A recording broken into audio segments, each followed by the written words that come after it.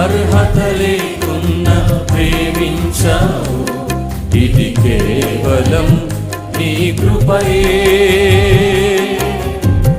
యోగ్యత లేకున్నా హెచ్చించావు, ఇది కేవలం నీ కృపయే. కృపయే కృపయే నేనేమై ఉన్నానో నీ కృపయే.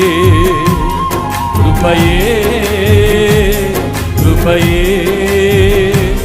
నే బ్రతికి ఉన్నానంటే కృపయే. పాడదాం. కృపయే కృపయే నేనేమై ఉన్నానో నీ కృపయే. కృపయే